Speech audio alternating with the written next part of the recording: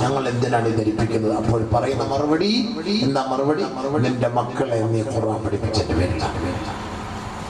വെറുതെയാണോ? ഖുർആൻ പഠിപ്പിക്കും മക്കളെ, ഖുർആൻ പഠിപ്പിക്കും മക്കളെ. കിട്ടിയ സമയത്ത് നമ്മുടെ മോൻ നാളെ ഹാഫിളാണെങ്കിൽ വാപ്പാടെ മയ്യത്ത് നിസ്കരിക്കാൻ അവരുടെ അവകാശം കിട്ടിയാൽ അൽഹംദുലില്ലാഹ്. ഖബറിലേക്ക് ഇറക്കി വെക്കുന്ന സമയത്ത് വാപ്പാടെ ഖബറിന്റെ അരികിൽ പോകുന്നുണ്ട്, ഒരു ആയത്തോതി, ഒരു സൂറത്തോതി, ഒരു യാസീനോതി, ദുആരക്കലുള്ള ഹാഫിളായ മോൻ. ഏത് സമയത്തും വാപ്പാക്ക് വേണ്ടി മക്കൾ ദുആ ചെയ്യുന്നു. റബ്ബി റഹ്മഹുമാ കമാ റബ്ബയാനി സഗീറ. ഒരു ചാൻസ് ആർക്ക് കിട്ടി? ചാൻസ്. മക്കളെ പഠിപ്പിക്കണം, ഖുർആൻ പഠിപ്പിക്കണം. ഇതാണ്. അല്ലാതെ പാട്ട് പഠിപ്പിച്ച് സിനിമ അഭിനയിച്ച് സിനിമയിൽ കിടന്ന് ചാടി അതിനകത്തൊക്കെ പോയി കിടന്ന് ഓടി ഇതിനകത്തെല്ലാം നടന്ന് നാളെ ആഖിറത്തിൽ അള്ളാന്റെ കോലത്തിൽ അള്ളാന്റെ കോടതിയിൽ വരുമ്പോൾ ഇവൻ ഈ തോന്നിയാസം കാണിച്ചതിന്റെ പേര് ആർക്കാ ഇടി കിട്ടുന്നത്? പാപ്പാക്കും കൂടെ കിട്ടി രണ്ടെണ്ണം. ഇപ്പം മോൻ കല്ല് പിടിച്ച് ഓടി കിടന്നാൽ പാപ്പായും കൂടെ പോലീസ് വിളിക്കത്തില്ലേ? പാപ്പായും വിളിക്കൂലേ പോലീസ്? എന്താണ് ഭാഷ? അവന്റെ ഭാഷ പറഞ്ഞിട്ട് പറയാം, അവരുടെ ഭാഷ പറഞ്ഞിട്ട് അതിന്റെ മോനൊക്കെ വീട്ടിൽ ഉണ്ടാക്കി ഇട്ടൂടെ? റോഡിലെ നാട്ടുകാരെ തന്നെ ഉണ്ടാക്കാന്ന് പറഞ്ഞ പാപ്പാക്ക് 2 തെറി പോലീസിന്റെ ഭാഗത്തുനിന്ന്. ആ വാപ്പായെ തെറി വിളിപ്പിച്ചത് ആരാ? പൊന്നായ മകനാണ്, മുത്തായ കരളായ കണ്ണായ ചങ്കായ ഹൃദയത്തിന്റെ തുടിപ്പായ പൊന്നു കുട്ട പാപ്പായെ ചീത്ത വിളിപ്പിച്ച് പരസ്യമായിട്ട്. പാപ്പ ഈശാ നിസ്കരിച്ചിട്ട് പള്ളിയിൽ നിന്ന് വരുന്ന വഴിയായിരിക്കും. തൊപ്പിയും താടിയൊക്കെ അതേപോലെ ഉണ്ട്, കയ്യിലൊരു ടോർച്ചും ഉണ്ട്. വർക്കത്തായിട്ട് പോലീസ് സ്റ്റേഷനിൽ നല്ല 2 ചീത്ത വിളി. താടി അവർ നോക്കൂല, കൂടയും അവർ നോക്കൂല, തൊപ്പിയും അവർ നോക്കൂല. അവർക്കെന്താ താടി? നല്ല ചീത്ത വിളി പാപ്പായെ കണ്ട് മാറ്റി എടുത്തി പോലീസ്. ആരാ കേൾപ്പിച്ചത് എന്ന് പറഞ്ഞതുപോലെ തന്നെ വാപ്പാക്ക് ഗുണം വേണോ, മക്കള് നന്നാവണം. അത് ആരുടെ കൈകളിലാണ്? മാതാപിതാക്കളുടെ കൈകളിലാണ്. വൈലുൽ ഔലാദി ആദം മിൻ ആബാഇഹിം ലാ യുഅല്ലിമൂനൽ ഖുർആന വൽ ഫർള വൽ അദബ ഫയൻശഊന ജുഹാലാ جهالا وأنا بريء من هؤلاء. നബിയുനാ റസൂലുള്ളാഹി തങ്ങൾ പറയുകയാണ്, മാതാപിതാക്കളെ, ആദമിന്റെ മക്കളിൽപ്പെട്ട മാതാപിതാക്കളെ, നിങ്ങൾക്ക് നാശം, നിങ്ങൾക്ക് നാശം, നിങ്ങൾക്ക് നാശം. ലാ യുഅല്ലിമൂനൽ ഖുർആന വൽ ഫർള വൽ അദബ. നിങ്ങളുടെ മക്കൾക്ക് നിങ്ങൾ ഖുർആൻ പഠിപ്പിക്കാത്തതിന്റെ പേരിൽ, അദബ് പഠിപ്പിക്കാത്തതിന്റെ പേരിൽ, മര്യാദ പഠിപ്പിക്കാത്തതിന്റെ പേരിൽ ഫയൻശഊന ജുഹാലാ. ആ മക്കളെ പിഴച്ചുപോയി, ആ മക്കളെ നശിച്ചുപോയി. അങ്ങനെ പിഴച്ചുപോയ മക്കളുടെ മാതാപിതാക്കളെ നിങ്ങൾക്ക് നാശമാണ്, നാശമാ. വഅന ബരീഉം മിൻ ഹൗലാ. റസൂലുള്ളാഹി തങ്ങൾ പറയുകയാണ്, ഇങ്ങനെയുള്ള മാതാപിതാക്കളെ ആഖിറത്തിൽ ഞാൻ കണ്ടുമുട്ടാതിരിക്കട്ടെ. അവരെന്നിൽ നിന്നും ഒഴിവാണ്, അവരെന്നിൽ നിന്നും ഒഴിവാ. അവരെ ഞാൻ നാളെ കണ്ടുമുട്ടുകയില്ല. കമാ ഖാല റസൂലുള്ളാഹി. പോയില്ലേ?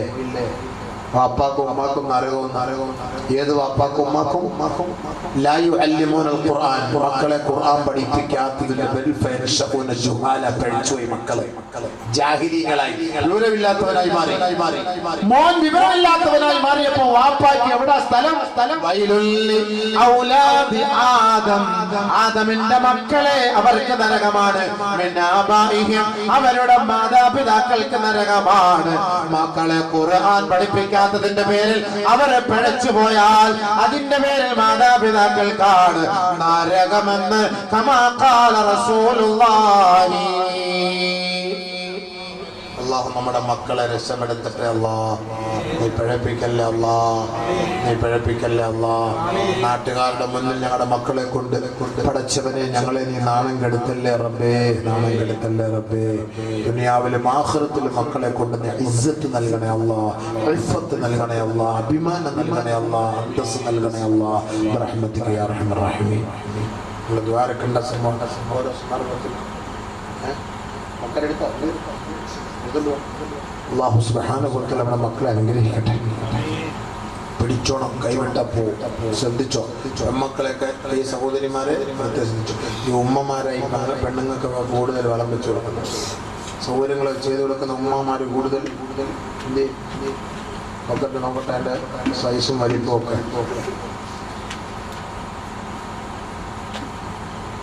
പള്ളിയിലത്തെ ബക്കറ്റ് രൂപ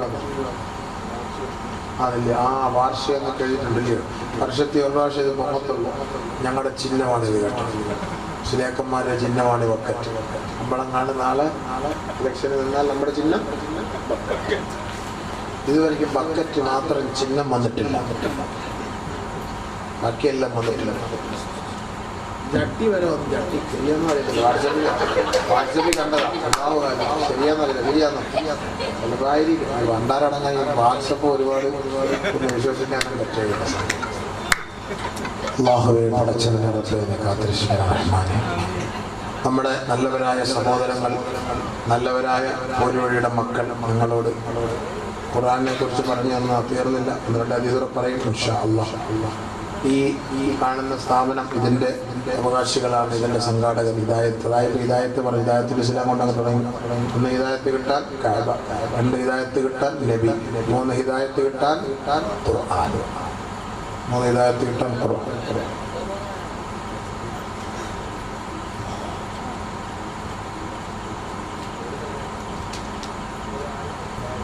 പെൺകുട്ടികൾക്ക് നല്ല അഡ്മിഷൻ കിട്ടാൻ എന്താ ബുദ്ധിമുട്ടുണ്ടോ? ഇപ്പോൾ കൂടുതൽ പെണ്ണുങ്ങളെയൊക്കെ പഠിപ്പിക്കാൻ, പെൺമക്കളെയൊക്കെ ഇപ്പോൾ പഠിപ്പിക്കുന്നു, ആലിം കോഴ്സ് പഠിപ്പിക്കുന്നു. അൽഹംദുലില്ലാഹ്. ഒരു സഹോദരി അങ്ങനെ ഒരു നിയത്തോടെ ചെയ്ത് 1000 രൂപ കൊടുക്കാം ഒരു പെൺകുട്ടിക്ക് ഹാഫിളാകാൻ വേണ്ടി ഒരു അഡ്മിഷൻ കിട്ടും. അല്ലാഹു നടപ്പിലാക്കി കൊടുക്കാൻ പഠിച്ചവരെ നിറവേറ്റി വേണം. ഇന്നലെ മരണപ്പെട്ട 3 കുട്ടികൾ. കിളിമാനൂർ മരിച്ചുപോയ 3 പെണ്ണുമക്കൾ വരാത്തി പഠിക്കുന്ന മക്കളുണ്ടായിരുന്നു. അതിൽ ഹിഫ്ളിന് പഠിക്കുന്ന ഒരു കുട്ടി ഉണ്ടായിരുന്നു, ജുമാന ഫാത്തിമ. കുളിക്കാനിറങ്ങിയതാണ് മരണപ്പെട്ടത്. അല്ലാഹുവിനെ പുറത്തു കൊടുക്കണേ പഠിച്ചു. അല്ലാഹുവെ ഖബറിലെ സന്തോഷം നൽകണേ പഠിച്ചു. അല്ലാഹുവെ എൻ്റെ ഖുർആൻ പഠിക്കുന്ന വഴിയിലാണ് അവർ മരിച്ചത് പഠിച്ചവനെ. അല്ലാഹുവെ ദുനിയാവിൽ അവർ സുഖിച്ചതിനേക്കാളും സന്തോഷിച്ചതിനേക്കാളും ഏറ്റവും കൂടുതൽ സന്തോഷം ആ ഖബറിൽ നൽകണേ അല്ലാഹ്. 3 മക്കളെയും ആലമിൽ അർവാഹിൽ അല്ലാഹുവിനെ ഒരുമിച്ച് കൂട്ടണേ പഠിച്ചവനെ. ദുനിയാവിൽ അവർ കുളിക്കാൻ, ദുനിയാവിൽ അവർ രസിക്കാൻ ഒരുമിച്ചിറങ്ങിയതുപോലെ അല്ലാഹുവിനെ സ്വർഗത്തിൽ അവർ ഒരുമിച്ച് കൂട്ടണേ. അല്ലാഹ് ഞങ്ങളുടെ മക്കളെ നീ കാത്തിരക്ഷിക്കണേ പഠിച്ച. അപകടക്കിടയിൽ നിന്ന് നീ കാത്തിരക്ഷിക്കണേ അല്ലാഹ്. ആപത്തിൽ നിന്ന് നീ കാത്തിരക്ഷിക്കണേ അല്ലാഹ്. പഠിച്ചവനെ പെട്ടെന്നുണ്ടാകുന്ന മരണങ്ങളിൽ നിന്ന് നീ രക്ഷപ്പെടുത്തണേ റഹ്മാനെ. റഹ്മത്തിക യാ അർഹമർ റഹീമീൻ. കാരണം ഇപ്പോൾ 2 മാസം വെക്കേഷനാണ്. മാതാപിതാക്കളെ നമ്മുടെ കുട്ടികളെയൊക്കെ സൂക്ഷിക്കണം. യുവന്മാർ കളിക്കാൻ പോകുമ്പോൾ വിടരുത്. നിങ്ങൾ വിനോദത്തിനും അവിടെ ഇവിടെയൊക്കെ കൊണ്ടുപോകുമ്പോൾ വെള്ളത്തിലൊന്നും ചാടാൻ വേണ്ടി പോകരുത്, വിടരുത്, സൂക്ഷിക്കണം. ഇവർക്കൊന്നും അറിയില്ല, അവരിറങ്ങി ചാടും. അതുകൊണ്ട് പ്രത്യേകമായി ശ്രദ്ധിക്കണം. അതുകൊണ്ട് നമ്മുടെ മക്കളെ അല്ലാഹു ദുനിയാവിലും ആഖിറത്തിലും അഭിമാനവും അന്തസ്സുമുള്ളവരാക്കി മാറ്റട്ടെ ഇൻഷാ അല്ലാഹ്. ആ നിയ്യത്തിൽ നല്ല നിയ്യത്തോടെ എല്ലാവരും ആ പോക്കറ്റിൽ കൈയിട്ടിട്ട് നല്ല നിയ്യത്തോടെ നമ്മുടെ മക്കൾ രക്ഷപ്പെടണം എന്നുള്ള ഉദ്ദേശത്തോടു കൂടി ഒരു സദഖ നമ്മുടെ ഈ ദീനിന്റെ കാര്യത്തിന് വേണ്ടി ഈ സാധുക്കളെ സഹായിക്കുന്ന സംഘടനയ്ക്ക് ഇൻഷാ അല്ലാഹ്. നമ്മൾ ആരും നിരാശരാകട്ടെ ഇൻഷാ അല്ലാഹ്. ഞാനും ഒരു 100 രൂപ ഇട്ട് കൊടുത്ത് സഹായിക്കാം. അല്ലാഹു കബൂലാക്കട്ടെ. അപകടങ്ങളിൽ നിന്നും ആപത്തുകളിൽ നിന്നും അപകടങ്ങളിൽ നിന്നും അല്ലാഹു നമ്മുടെ മക്കളെ എല്ലാം കാത്തിരക്ഷിക്കട്ടെ. അല്ലാഹുവെ കാത്തിരക്ഷിക്കണേ പഠിച്ചവനെ. ഒരു സ്വലാത്ത് ചൊല്ലുക. സല്ലല്ലാഹു അലാ മുഹമ്മദ്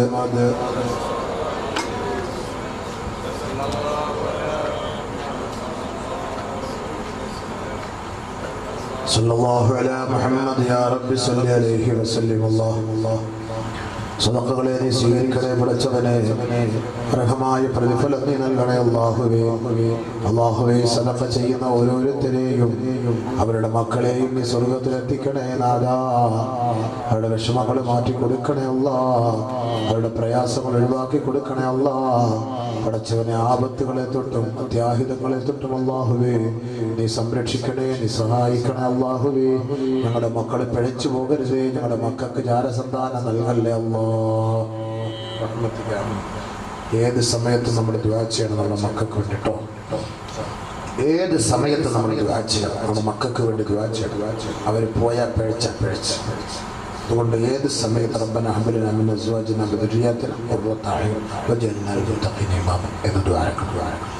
അപ്പോൾ പരിശുദ്ധമായ ഖുർആൻ ഒന്നുകിൽ നമുക്ക് അനുകൂലമായി സാക്ഷ്യം വയ്ക്കും, ഇല്ലെങ്കിൽ നമുക്ക് പ്രതികൂലമായി സാക്ഷ്യം വയ്ക്കും. അത് രണ്ടല്ല ഉറപ്പാണ്. അതുകൊണ്ട് മക്കളെ ഖുർആൻ പഠിപ്പിച്ചോ. സലാസത്തുൻ മൂന്ന് കാര്യം ഹുമുൽ ഖുറബാഉ ഫി ദുനിയാ നബിയുനാ റസൂലുള്ളാഹി തങ്ങൾ പറയുന്നു മൂന്ന് കാര്യങ്ങൾ ദുനിയാവിൽ പരദേശികളെ പോലെയാണ്. ഒന്ന് അൽ ഖുർആനു ഫീ ജൗഫിൽ ളാലിമീ ഒരു അക്രമിയുടെ ഹൃദയത്തിൽ ഖുർആൻ സൂക്ഷിച്ചു വെച്ചാൽ അവൻ ദുനിയാവും ആഖിറവും നഷ്ടപ്പെട്ടവനെ പോലെയാണ്. അല്ലാഹു കാത്തിരക്ഷിക്കട്ടെ, അല്ലാഹു കാത്തിരക്ഷിക്കട്ടെ, അല്ലാഹു കാത്തിരക്ഷിക്കട്ടെ. നമ്മൾ ഖുർആൻ പരിപൂർണമായി ഒരു പ്രാവശ്യമെങ്കിലും ജീവിതത്തിൽ ഖത്തം തീർത്തവർ ഈ സദസ്സിലുണ്ടോ? ഒരു പ്രാവശ്യമെങ്കിലും ജീവിതത്തിൽ ഖുർആൻ ഖത്തം തീർത്തവർ ഈ സദസ്സിൽ ഉണ്ടോ? സഹോദരങ്ങളെ, എനക്ക് പറയാൻ പറ്റുന്നില്ല. ഇല്ലെങ്കിൽ നാളെ മുതൽ തുടങ്ങണം. ആ ഖുർആൻ നമുക്കെതിര് പറയുന്ന ആളെ ഒരു പ്രാവശ്യമെങ്കിലും ജീവിതത്തെ മൊത്തം ഓതിയിരിക്കണം. കളിയല്ല ഇത് സംഭവം. നല്ല ഇടി കിട്ടും ആഗ്രഹത്തിലുള്ള കാത്തിരക്ഷിക്കട്ടെ. അറിയില്ല ഉസ്താദെ ഓതാൻ. ഇടയ്ക്ക് ഇവിടെ വന്നിരി പള്ളി വന്നിരുത്തി ഉസ്താദിനെ അടുത്തിരുത്തി ഓതിപ്പിച്ച് കേൾക്ക് സാർ. ചെറിയ ദിവസം തോറും ഒരു ദിവസം എൻ്റെ മുന്നിൽ ചോദന സാർ ഞാനത് കേൾക്കട്ടെ സാർ. ഇത് ഓതുമ്പോൾ നിങ്ങൾ ആ വരി ഇങ്ങനെ കൈവച്ച് ഒറ്റിക്കൊണ്ട് എന്നിട്ട് കരയണം, കണ്ണുനീര് ഷാഫിൽ വീഴണം. പടച്ചവനെ എനിക്ക് ഓതാൻ പഠിക്കാൻ പറ്റിയില്ല, ഓതാൻ കഴിഞ്ഞില്ല. അല്ലാഹ് പടച്ചവനെ നിന്നെ നിന്റെ പേര് ഈ ഖുർആനിൻ്റെ പേര് നാളെ ആഖിറത്തിൽ എന്നെ പിടിക്കരുതേ അല്ലാഹ്, എന്നെ ശിക്ഷിക്കരുതേ അല്ലാഹ്. ഇത് കരയണം. ആ ഹൃദയവേദന അത് മതി. ആ ഹൃദയവേദന ഉണ്ടല്ലോ. ഒരു പ്രാവശ്യമെങ്കിലും മരിക്കുന്നതിന് മുമ്പ് ഒരു പ്രാവശ്യമെങ്കിലും ഖുർആൻ ഖത്തം ഓതാതെ മരിക്കരുത്. ഇല്ലെങ്കിൽ ഉള്ള കാര്യം ഞാൻ പറഞ്ഞ ഐഡിയ എനിക്ക് അറിയില്ല, ഓതാറില്ല. ബാക്കി എല്ലാത്തിനും സമയമുണ്ടല്ലോ. വാട്സപ്പിൽ ഒരു ദിവസം എത്ര മണിക്കൂറാണ് കളിക്കുന്നത്? വാട്സപ്പിലും ഫേസ്ബുക്കിലും കുറഞ്ഞത് നമ്മുടെ രാവിലെ 24 മണിക്കൂറിന്റെ സമയം എടുത്ത് പരിശോധിച്ചാൽ ഏറ്റവും കുറഞ്ഞത് 1 മണിക്കൂർ സമയം വാട്സപ്പിലുണ്ട്. നമ്മൾ മാറ്റി കുറഞ്ഞ സമയം ഇല്ലാന്നാർക്കെങ്കിലും പറയാമോ? വാട്സപ്പ് എടുത്തിട്ട് ലാസ്റ്റ് സീൻ നോക്കണം. രാത്രി 12:50, 1:15, 11:30, 10:45. നോക്ക്. ഈ വാട്സപ്പ് കണ്ടുപിടിക്കുന്നതിന് മുമ്പ് ഇവൻ 10 മണിക്ക് കിടന്ന് ഉറങ്ങുന്നവനാണ്. ഇപ്പൊ ഈ വാട്സപ്പ് കണ്ടുപിടിച്ചോടുകൂടി 10:50, 11:50, 12 ലാസ്റ്റ് സീൻ. ചില ആളുകൾ അറിയാതിരിക്കാൻ വേണ്ടി ലാസ്റ്റ് സീൻ ഓഫ് ചെയ്യും. അറിയില്ല സുബൈ വരെ നിയന്ത്രിങ്ങനെ ഇരിക്കാമല്ലോ. ഇതിനു വേണ്ടി സമയം ചെലവാക്കുന്ന ഞാനും നിങ്ങളും 1 മണിക്കൂർ സമയം ചെലവാക്കുമ്പോ ഒരു 15 മിനിറ്റ് സമയം ഖുർആൻ ഓതാൻ നമ്മൾ മാറ്റിവെച്ചാൽ മതി. ഇൻഷാ അല്ലാഹ് മരിക്കുന്നതിന് മുമ്പ് നമുക്ക് ഖുർആൻ ഒരു പ്രാവശ്യം ഓതാൻ കഴിയും. ഒരു നിയത്തോടെ ഈ സദസ്സിൽ ഖുർആൻ ഓതാത്തവർ ഇൻഷാ അല്ലാഹ് നാളെ മുതൽ ഖുർആൻ പൂർണ്ണമായി ഞാൻ ഓതാൻ തയ്യാറാകാം ഇൻഷാ അല്ലാഹ്. ഇത് നിയത്ത് ചെയ്യും. അങ്ങനെയാണെങ്കിൽ ചെയ്യുന്നത്. ഞാനിപ്പോൾ പ്രവാചകനൊന്നുമല്ല. എന്നെ വാതിൽ കൊണ്ടുവന്നു, ഞാൻ നിങ്ങൾക്ക് പറഞ്ഞു. നാളെ ഈ മണ്ണല്ല, നാളെ അല്ലാഹു തആല ഉയർത്തെഴുന്നേൽപ്പിക്കും. ഈ സദസ്സിനെ അല്ലാഹു ഉയർത്തെഴുന്നേൽപ്പിക്കും. എന്നിട്ട് പടച്ചവൻ ചോദിക്കും, നീ പറഞ്ഞില്ലേ? നിങ്ങളെ കേട്ടല്ലേടാ? ഓതിയോടാ അള്ളാഹു നാളെ ചോദിക്കും. മലക്കുകൾ തലക്ക് അടി തരുമ്പോൾ ഞാൻ അപ്പുറത്ത് മാറിയിരുന്ന് ചിരിക്കും. ഞാൻ പറഞ്ഞേ ഞാനിന്ന് പറഞ്ഞല്ല പറഞ്ഞല്ലോ. നിങ്ങൾ ഇൻഷാ അല്ലാഹ് പറഞ്ഞപ്പോൾ മൂളി ഇരുന്നില്ലേ? അന്നെങ്കിലും തുടങ്ങിയിരുന്നെങ്കിൽ ആ പോസം കൂടെ തീർക്കാറുണ്ടല്ലോ. അത് അന്ന് ഇത്ര അടി കിട്ടുമെന്ന് ഓർത്തില്ല ഉസ്താദെ. പ്ലീസ് ഉസ്താദെ ഒന്ന് റെക്കമെൻഡേഷൻ. നമ്മളിവിടെ കുത്തുകൊണ്ടിട്ടിരിക്കുക റെക്കമെൻഡേഷൻ ചെയ്യാൻ. ഞങ്ങൾക്ക് അടിയേ ഉള്ളൂ, ഞങ്ങൾ കുത്തായിരുന്നേ. നീ എന്ത് റെക്കമെൻഡേഷൻ? അവിടെ ഒന്നും മൊയ്യാര ഉലിയായ തങ്ങളാ കാസിമിയ ഹൂസിമിയാന്ന് പറഞ്ഞിട്ട് കാര്യമില്ല. കുത്താ മലക്കൾക്ക് അമൽ ചെയ്തവർ ചെയ്തോണം. പിന്നെ ഇങ്ങനെയൊക്കെ ഉള്ള ഇൽമിന്റെ സദസ്സിലൊക്കെ വന്ന് ചിരിയൊക്കെ പ്രസംഗിച്ച് ദുആക്ക് അറിഞ്ഞിട്ട് പോകുമ്പോൾ ഒരു സന്തോഷം, അതേ ഉള്ളൂ. അല്ലാതെ അമ്പലൊന്നും ഇല്ല. നിങ്ങളെ കാമ്യം പറയുമ്പോൾ ഇടയ്ക്ക് ഞങ്ങൾ കൂടെ വേണ്ടി ദുആക്ക് അല്ലാഹു ഈ ബോംബ് പിടിച്ചോനാ സ്വർഗം കൊടുക്കണം നിങ്ങളെ കൊണ്ട് ആമീൻ പറയും. അവൻ മരിക്കുന്ന വരെ ഏതെങ്കിലും സദസ്സിൽ ദ്വാരിപ്പിക്കുമ്പോ ഏതെങ്കിലും ഒരു സദസ്സിലെ ഒരു ആമീൻ കിട്ടിയാൽ അൽഹംദുലില്ലാഹ് രക്ഷപ്പെടാം. ഒരു വലിയൊരു പ്രാസംഗികനെ അല്ലാഹു സ്വർഗത്തിൽ പ്രവേശിപ്പിച്ച ഒരു ചരിത്രം കിതാബിലുണ്ട്. അല്ലാഹു തആല അദ്ദേഹത്തെ വിളിച്ച വിളി യാ ശൈഖ മോശമായ മൊയ്ലിയാരെ എന്നാണ് വിളിച്ചത്. അല്ലാഹ് വിളിച്ച വിളി അങ്ങനെ യാ ശൈഖ തെമ്മാടിയായ മൊയ്ലിയാരെ അല്ലാഹ് വിളിച്ച വിളിയാ. നീ സ്വർഗത്തിലാ പോയിക്കോളാൻ. ഞാൻ സ്വർഗത്തിലാണോ? അതെ. എന്താ നിന്റെ പ്രസംഗം കേട്ടിട്ട് സദസ്സിൽ ഇരുന്ന ഒരാൾ കരഞ്ഞു. നീട്ടി പിടിച്ച് നമ്മൾ അടിക്കുന്ന അത് കേട്ട് ഒരാൾ കരഞ്ഞു. ആ കരച്ചിൽ കണ്ടിട്ട് ബാക്കിയുള്ള കുറെ പേരുടെ സദസ്സിരുന്ന് കരയും. ഒരാളുടെ കണ്ണുനീര് കാണപ്പെടുന്നത് അതിന്റെ പേരിൽ ആ കണ്ണുനീരിന്റെ ആ സദസ്സിരുന്ന് കരഞ്ഞവർ നിഷ്കളങ്കരായ കരച്ചിലാണ്. പക്ഷെ നിന്റെ കരച്ചിൽ കള്ളക്കരച്ചിലാണ്. സദസ്സിരുന്നത് സത്യമായ കരച്ചിലാണ്. ആ കണ്ണുനീര് കാരണത്താൽ അവർക്ക് ഞാൻ സദസ്സിരുന്നവർക്ക് ഞാൻ പുറത്തു കൊടുത്തു. എന്തായാലും നീ ഉടായ്പ കാണിച്ചവരെ കരയിച്ചില്ലേ, അതിന്റെ പേരിൽ നിനക്ക് ഞാൻ പുറത്തു വന്നിരിക്കുകയാണ്. നിങ്ങളുടെ വർക്കത്തോടെ നമുക്ക് എന്ത് ചെയ്യും? അള്ള പുറത്തു വരുമെന്ന് മനസ്സിലായില്ലേ? അതുകൊണ്ടായി വാത് പണിയായിട്ട് ഞാൻ നടക്കുന്നത്, വാത് എന്റെ പ്രഭാഷണ തൊഴിലാളിയായിട്ട് നടക്കുന്നത്. വേണമെങ്കിൽ അങ്ങ് വായിക്കുമോ? നിങ്ങളുടെ കരച്ചിൽ, നിങ്ങളുടെ ദുആയി, നിങ്ങളുടെ ആമീനും നമുക്ക് നാളെ രക്ഷപ്പെടാനൊരു കാരണമാകും. ഒന്നുമില്ലെങ്കിൽ അയാൾ നമുക്ക് 10 കാര്യം പറഞ്ഞു തന്നില്ലൂടെ, ഇൻഷാ അല്ലാഹ് രക്ഷപ്പെട്ട് പോട്ടെ എന്നെങ്ങാണ്ട് നിങ്ങൾ പറഞ്ഞാൽ അത് മതി. അൽഹംദുലില്ലാഹ്, അല്ലാഹു തൗഫീഖ് തരട്ടെ. അതുകൊണ്ട് ദുആ ഇറക്കണം കേട്ടോ, നമുക്ക് ദുആ ഇറക്കണം. നമ്മൾ ഈ പാദയാത്ര കിടന്ന ഓട്ടമൊക്കെ ഓടിയിട്ടൊക്കെ പോയി കൂടുതൽ ഇബാദത്ത് ചെയ്യാനുള്ള ആഫിയത്ത് കിട്ടുന്നില്ല. 2 മണിക്കൂറൊക്കെ പ്രസംഗിച്ചിട്ട് പിന്നെ പോയിട്ട് കടന്നു കഴിഞ്ഞാൽ ഒരു ലോകത്തൊന്നും അല്ല. അതുകൊണ്ട് നിങ്ങൾ പരിപൂർണമായി ആഫിയത്തിനോട് ദുആ ഇറക്കണം. അപ്പൊ 3 കാര്യം, 3 കൂട്ടർ എന്താണ്? പരദേശികളാണ്. ഒന്നര അൽ ഖുർആൻ ഫീ ജൗഫിൽ ളാലിമീൻ. ഖുർആൻ ളാലിമീങ്ങളുടെ മനസ്സിൽ ഹൃദയത്തിൽ ഖുർആൻ ഉണ്ടെങ്കിൽ അവൻ ഈ ലോകത്ത് പരലോകത്തും അവൻ പരാജിതനാണ്. അല്ലാഹു കാത്തിരക്ഷിക്കട്ടെ. ഖുർആനൊക്കെ നമ്മൾ പഠിച്ചിട്ട് ഖുർആനെതിരായിട്ട് പ്രവർത്തിക്കലും. അതുകൊണ്ട് എപ്പോഴും അള്ളാഹുവോട് ദുആ ചെയ്യണം. പഠിച്ചവനെ ഞാൻ ഖുർആൻ പഠിച്ചു, പക്ഷേ ഞാൻ ഒരുപാട് തെറ്റുകളുടെ ഭാഗത്ത് മാപ്പാക്കണമെന്ന് എന്നും നമ്മൾ അള്ളാഹുവോട് പറഞ്ഞ് കരഞ്ഞ് ദുആ ചെയ്യണം. ഒന്ന്. രണ്ടാമത് വറജുലു സാലിഹു ഫീ ഖൗമിൻ സൂ. സാലിഹായ മനുഷ്യൻ മോശമായ ചുറ്റുപാടിൽ ജീവിക്കുക. ഒരു ലക്ഷംവീട് കോളനി പോയിട്ട് ജീവിക്കുന്നു, താമസിക്കുന്നു. അവിടെ പരിസരത്തുള്ളവരെല്ലാരും മറ്റേ കുടിയന്മാരും അടിയന്മാരും മറ്റേ പരിസരമാണ്. അവന്റെ ഇടയ്ക്ക് പോയിട്ട് മൊയിലിയാർ താമസിച്ചാൽ എന്താ സംഭവിക്കുക? 10 ദിവസം അവരുടെ കൂട്ടത്തിൽ എതിർത്ത് നിൽക്കും. പിന്നെ 11ാമത്തെ ദിവസം ഇയാളും പതുക്കെ അവരുമായിട്ട് അങ്ങനെ ചേർന്ന് പോകും. മനസ്സിലായില്ലേ? അപ്പൊ 5 പേര് യാത്ര ചെയ്യുമ്പോൾ 4 പേര് നല്ലവരായിരിക്കണം. ആ നല്ലവരുടെ കൂടെ യാത്ര ചെയ്യാവും.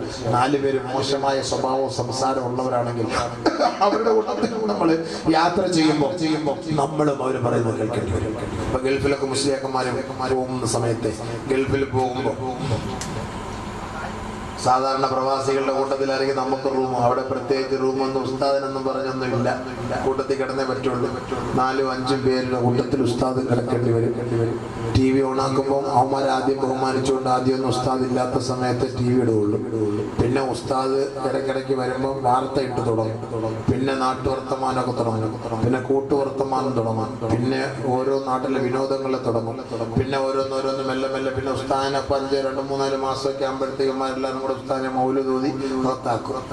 അപ്പോൾ ഉസ്താദ് ടെൻഷൻ അടിച്ചടിച്ച് ഉസ്താദ് നമ്മൾ ഇതൊക്കെ കാണുന്ന ആറാമാന്ന് നമുക്കും അറിയാം. ഉസ്താദെ ഇതെല്ലാം ആറാമല്ലേ ഉസ്താദെ, ഇതൊക്കെ നമുക്ക്. പക്ഷെ നമ്മളിതെല്ലാം ഈ പറയുന്ന പോലെ ഈ പ്രവാസി ജീവിതത്തിൽ ഇതൊക്കെ ഒന്ന് വന്നിരുന്ന് കാണുമ്പോൾ ആ കേരളത്തിൻ്റെ പച്ചപ്പും മിച്ചപ്പും ഒക്കെ ഒന്ന് കാണുമ്പോൾ ആ അജു വാര്യരെയും ആ നവ്യ നായരെയും ആ പ്രിയ വാര്യരെയും ആ വാര്യർമാരെ എലീവിനെയൊക്കെ ഒന്ന് കാണുമ്പോൾ മനസ്സിനൊരു സന്തോഷം ഉണ്ടാവും. അതുകൊണ്ട് തന്നെ നമ്മളിത് കാണുന്ന ഈ ടെൻഷനിടയ്ക്ക് അറബിയുടെ കാട്ടുതുപ്പൊക്കെ കേട്ടുമ്പോൾ ഇതൊക്കെ കേട്ടുമ്പോൾ അതിൻ്റെ കൂട്ടത്തിൽ ഇതൊക്കെ ഒന്ന് കാണുമ്പോൾ മനസ്സിന് അതാ ഉസ്താദ് ഞങ്ങൾ ഇതൊക്കെ എന്നിട്ട് ഹറാമാ കേട്ടോ, ഇച്ചിരി ഹറാമ കേട്ടോ എന്നുള്ള കടുപ്പം കുറച്ച് കുറഞ്ഞു.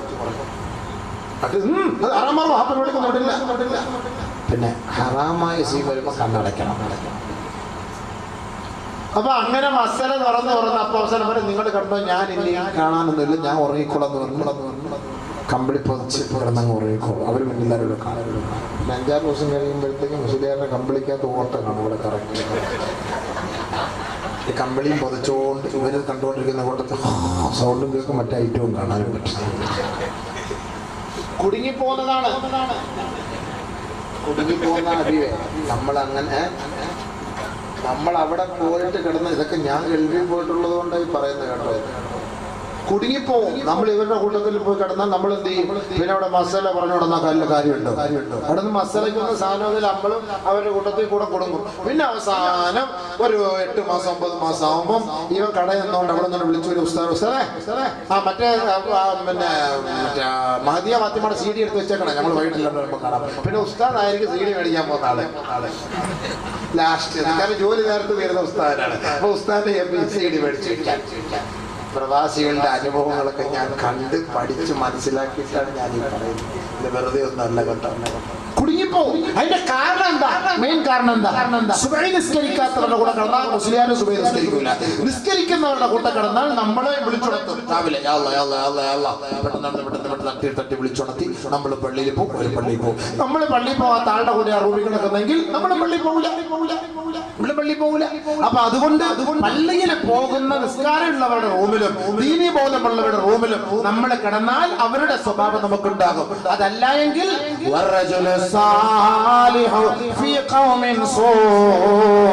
ഒരു സാലിഹായ മനുഷ്യൻ മോശമായ ചുറ്റുപാടിൽ ജീവിച്ചാൽ അവനും പരദേശിയെ പോലെയാണ്. ദുനിയാവില്ല ആഖിറത്തില്ല. മൂന്നാമത്തെ വ്യക്തി ആരാണ്? വൽ മുസ്ഹഫു ഫീ ബൈത്തിൻ ലാ യുത്ലാ ഫീ കമാ ഖാല ഹബീബുനാ ശഫീഉനാ റസൂലുള്ളാഹി. ഏതൊരു വീട്ടിലാണോ മുസ്ഹഫ് ഉള്ളത്, ഖുർആൻ ഉള്ളത്, ആ ഖുർആൻ പാരായണം ചെയ്യപ്പെടുന്നില്ല, ആ ഖുർആൻ ഓതുന്നില്ല, അത് വെറുതെ ഒരു കാഴ്ച വസ്തു പോലെയാണ് ഒരു വീട്ടിൽ സൂക്ഷിച്ചിരിക്കുന്നതെങ്കിൽ അല്ലാഹുവിന്റെ റസൂൽ പറയുകയാണ് ആ വീട് ഒരു ചുടുകാട് പോലെയാണ്, അവർ പരദേശിയെ പോലെയാണ്. ഹസ്ര ദുനിയാവൽ ആഖിറ, ദുനിയാവും ആഖിറവും അവർക്ക് നഷ്ടമാണ്. ഖുർആൻ ഓതൂല. അത്രയും വീടുകളുണ്ട്. അവരൊക്കെ വീട്ടിൽ വെച്ച് മദീനയിൽ കൊണ്ടുവന്ന ഖുർആൻ ഉസ്താദേ തുറന്നാൽ എന്റെ ബർക്കത്ത് പോകും. കാരണം മദീനയെ വെച്ച് കിട്ടിയ ബർക്കത്ത. അത് തുറന്നു കഴിഞ്ഞാൽ ഉസ്താദ് അത് പറന്നു പോകും ഉസ്താദ്. അതുകൊണ്ട് ഞങ്ങൾ തുറക്കാതെ സൂക്ഷിച്ചു. തുറക്കല്ലേ കാരണവശാലും തുറക്കല്ലേ. ഇങ്ങനെയുണ്ട്. വിധങ്ങൾ പറഞ്ഞ വാക്ക് ഞാൻ പറഞ്ഞില്ല.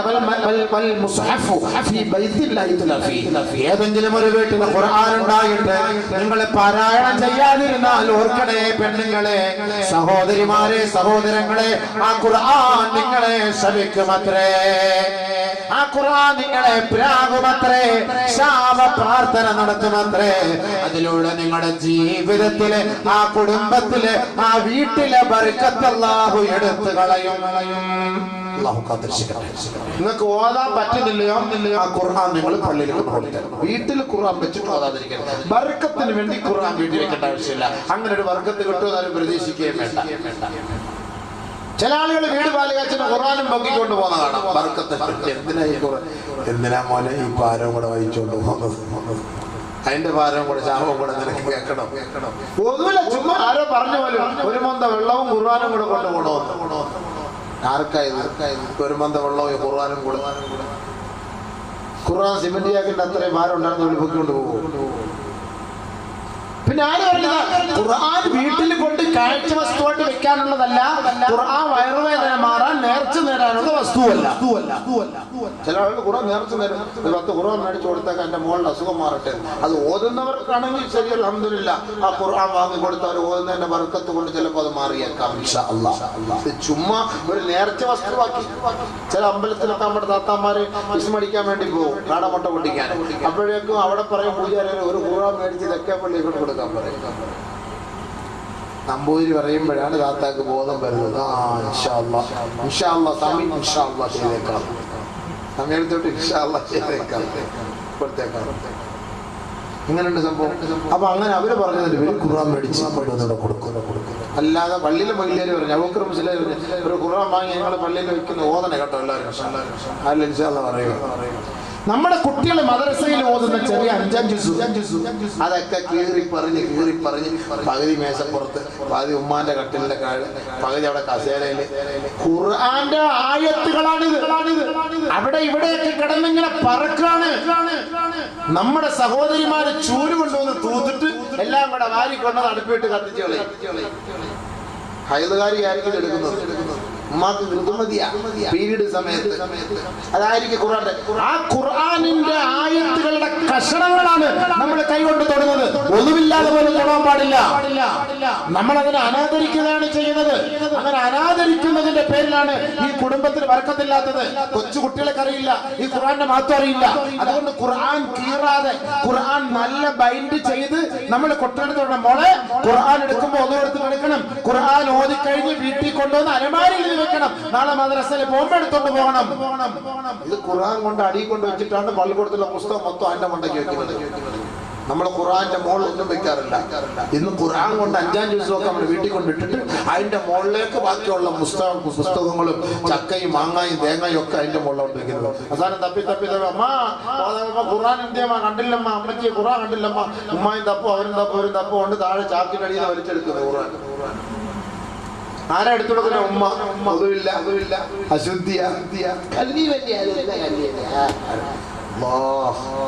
തീയങ്ങളെ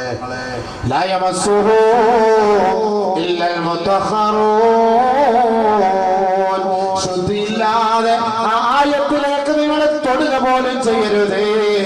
പരിശുദ്ധ ഖുർആനാണ്. അതിനോട് കളി വേണ്ട.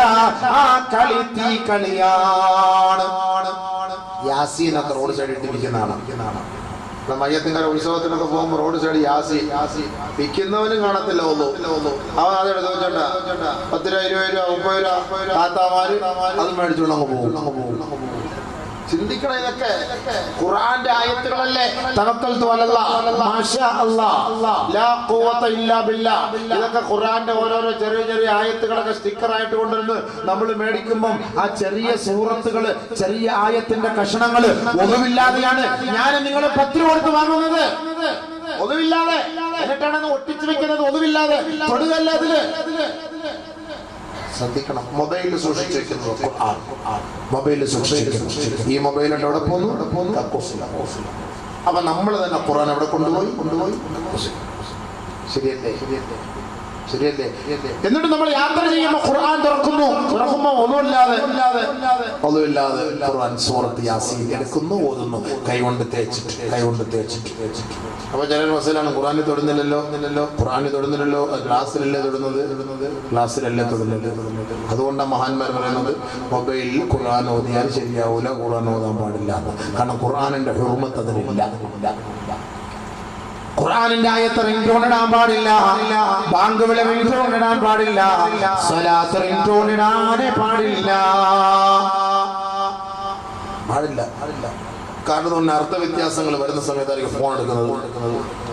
അശ്ഹദു അല്ലാ ഇലാഹ ഇല്ലല്ലാഹ് വരുന്ന ഫോൺ എടുക്കും. ഹലോ ആരാ?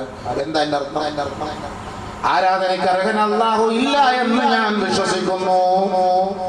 അതൊക്കെ ചിന്തിച്ചുകൊണ്ടാണ് ആളുകൾ ഫോൺ എടുക്കുന്നത്. വാങ്ങൊളിക മദീനയിലെ ലാ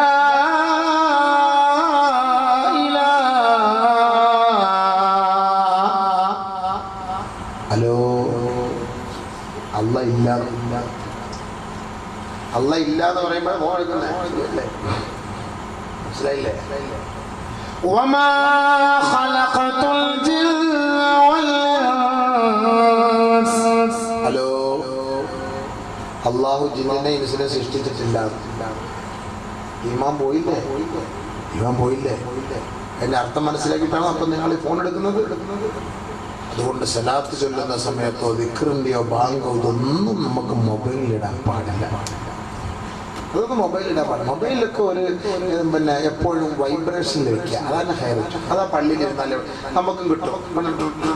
ആയിക്കൊണ്ടിരിക്കുമ്പോൾ പെട്ടെന്നൊക്കെ നമുക്ക് ഫോൺ വിളിക്കാം. ഇത് ചുമ്മാ അടിച്ചടിച്ച് കിടക്കാം. പള്ളിക്കകത്തും കിടക്കാം. അവിടെ നിസ്കാരത്തിലൊക്കെ നമുക്കിത് ഓഫാക്കാൻ എടുക്കാനൊന്നും പറ്റും. ഓഫാക്കാൻ പറ്റും. പണ്ടൊക്കെ നെക്കിയ ഓഫാവും. ഇപ്പൊ ഇതിലെ മറ്റേ സാധനം അതുകൊണ്ട് നെക്കാൻ പറ്റില്ലല്ലോ. അത് എടുത്ത് വെറ്റിലക്കകത്ത് ചുണ്ണാമ്പ് വെച്ചാലേ ഇത് ഓഫാവത്തുള്ളൂ സംഭവം. അപ്പോഴത്തെ നിസ്കാരവും തേഞ്ഞു പോകൂലേ? ഇതേപോലെ ഒരു തേപ്പ് എടാ അവൻ നമ്മളെ തേച്ചു വിട്ടറാന്ന് പറഞ്ഞ പോലെ നിസ്കരിച്ചവരെ അള്ളാഹു തേച്ചു വിട്ട് അതിന്റെ നിസ്കാരം അല്ല. ഇതങ്ങനെ ഓഫാവും. ആ മൊബൈൽ മറ്റേതൊരു സ്വിച്ച് ഓൺ ഉള്ളത് പെട്ടെന്ന് നെക്കിയാൽ അങ്ങ് ഓഫാവും. ഇത് എവിടെ എങ്ങനെ ഓഫാവാനൊക്കെ അറിയാതെ എങ്ങനെ ഓൺ ആയിപ്പോയി ഐറ്റം വിളിക്കുന്ന വിചാരിക്കും നിസ്കാരത്തിൽ തീർന്ന എല്ലാം കുളവായതോടെ. അവിടെ നമ്മളൊന്നും മൊബൈൽ കൊണ്ടുപോയി ഇമാമത്തേക്കില്ല, റൂമിൽ വെച്ചിട്ട് എടുത്തോ. ചില പെണ്ണുങ്ങൾ മസാല വയ്ക്കാൻ വിളിക്കും, തീർന്നില്ലേ അല്ലാ തീർന്ന് അവരുടെ കുടുംബം കൊഞ്ഞാട്ടയായി മാത്രമല്ല മാലിന്യത് പിടിച്ചു വിടും. ചിലപ്പോൾ കമ്പനിയുടെ പെണ്ണ് വിളിക്കായിരിക്കും, നിങ്ങളുടെ ഫോൺ ഇതുവരെ ആധാരമായിട്ട് ബന്ധപ്പെടുത്തിയിട്ടില്ല ഉസ്താദ്, എത്രയും പെട്ടെന്ന് ബന്ധപ്പെടുന്ന വിളിക്കുന്നതായിരിക്കും. പക്ഷെ ബന്ധപ്പെടുമെന്നുള്ള ഇവര് കേൾക്കുന്നുള്ളൂ, ബാക്കി ആധാരം എന്ന് പറയുന്നില്ല. എതിനെയാ ബന്ധപ്പെടുക എന്നുള്ള ആരും അറിയുന്നില്ല സംഭവം. അതുകൊണ്ട് പിന്നെ അടുത്ത പ്രശ്നങ്ങൾ തുടങ്ങും അല്ലേ. അതുകൊണ്ട് കഴിവതും ഈ മൊബൈലൊക്കെ കൊണ്ട് പള്ളിയിലോ വീട്ടിലോ വെച്ചിട്ട് വേണം നിസ്കരിക്കാൻ. പണ്ടാരടങ്ങാൻ ഭയങ്കര ശരണമായിരുന്നു സംഭവം. കൊണ്ട് ഫ്രണ്ടിൽ കൊണ്ടുവരികയില്ല മയ്യത്ത് നിസ്കരിക്കാൻ വേണ്ടി. എത്ര മയ്യത്ത മൊബൈലിനോട് നിസ്കരിക്കുന്നു. മുസല്ലിയിൽ ജവ്വാലി അർബറക്കാത്ത് അല്ലാഹു അക്ബർ. മുസല്ലിയിൽ സാംസങ്ങിന് അർബറക്കാത്ത്. ആ സാംസങ്ങിനെ ഫ്രണ്ടിൽ കൊണ്ട് വെച്ചിട്ട് വിളിക്കുന്നത്. മുസല്ലിയിൽ ഓപ്പോ മുസല്ലിയിൽ വിവോ എല്ലാം ഫ്രണ്ടിക്കൊണ്ടിരിക്കുക സംഭവം. റുക്കൂ പോകുന്ന സമയത്ത് ബ്ലിങ്കിങ് ആയി ഇങ്ങനെ കത്തി കത്തി കത്തി വന്നുകൊണ്ടേയിരിക്കുക സംഭവം.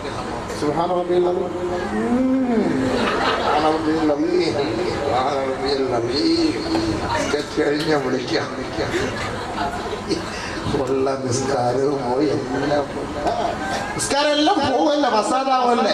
ഈ പണ്ടാരടങ്ങാലിയുടെ കൂടെ ഫ്രണ്ടിക്കൊണ്ട് വെച്ച് താഴെ എങ്ങാനും വെച്ച് ഓഫാക്കാതിരുന്ന് നിസ്കരിച്ചുകൊണ്ട് ഫാത്തിഹ പോകുന്ന സമയത്തായിരിക്കും ഇത് ഓണാവുന്നെങ്കിൽ എന്തായിരിക്കും അതിനൊക്കെ ഒന്ന് ആലോചിച്ചു. ഏതെങ്കിലുമൊക്കെ പാട്ടായിരിക്കും, വെസ്റ്റേൺ പാട്ടായിരിക്കും, ടൂണായിരിക്കും. സുജൂദി പോകുന്ന നിൽക്കാൻ പറ്റുമോ, ഓഫാക്കാൻ പറ്റുമോ, അത് വരയ്ക്കും നമ്മൾ. എന്റെ പൊന്നെ, അങ്ങനെ വല്ല ഉണ്ടെങ്കിൽ ഞങ്ങളെ എടുത്ത് വെളിയിൽ പോയിക്കോ. നിങ്ങളുടെ നിൽക്കാരല്ലേ പാത്തിലാവുള്ളൂ, ബാക്കിയുള്ളവരുടെ പാത്തിലാവുള്ളൂ. അതുകൊണ്ടാണ്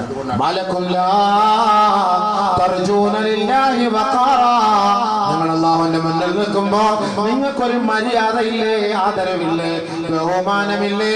അല്ലാഹുവിന്റെ കോടതിയിലല്ലേ നിങ്ങൾ കൈകെട്ടി നിൽക്കുന്നത്? സൂക്ഷിക്കണം. മൊബൈലിലെ സംവിധാനങ്ങളൊക്കെ നാളെ ഖിയാമത്ത് നാൾ നമുക്കെതിരെ സംസാരിക്കുന്നതൊക്കെ ഖുർആൻ. അതുകൊണ്ട് മക്കളെ ഖുർആൻ പഠിപ്പിക്കണേ. 40 ദിവസം നമുക്ക് കിട്ടുന്ന ചാൻസ് നമ്മുടെ ഭാര്യമാരെയും സഹോദരങ്ങളൊക്കെ നമ്മൾ ഖുർആൻ പഠിപ്പിക്കണം. നമുക്ക് നാളെ രക്ഷയ്ക്കുള്ള മാർഗം അതാണ്, വിജയത്തിന്റെ വീതി അതാണ്, പരിശുദ്ധമായ ഖുർആനാണ്. അതല്ലാതെ മറ്റു മാർഗമില്ല.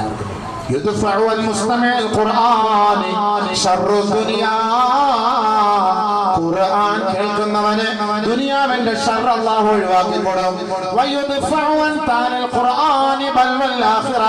ഖുർആൻ ഓതുന്നവർക്ക് ആഖിറത്തിന്റെ ഇടങ്ങേറ് മുസീബത്തുകൾ അല്ലാഹു ഒഴിവാക്കി കൊടുക്കുമെന്ന് കമാ ഖാല റസൂലുള്ളാഹി. ഹംലത്തുൽ ഖുർആൻ മഹ്ഫൂഫൂന ബിറഹ്മത്തില്ലാഹ്. പരിശുദ്ധമായ ഖുർആൻ അല്ലാഹുവിന്റെ നൂറാണ്, അല്ലാഹുവിന്റെ പ്രകാശമാണ്, അല്ലാഹുവിന്റെ മുബാറക്കായ വചനമാണ്. അതാരാണോ ഉയർത്തിക്കൊണ്ട് നടക്കുന്നത്, ആരാണോ ചുമന്നുകൊണ്ട് നടക്കുന്നത്, അല്ലാഹുവിന്റെ റഹ്മത്തും ഏന്തിക്കൊണ്ട് നടക്കുന്നവരാണ്.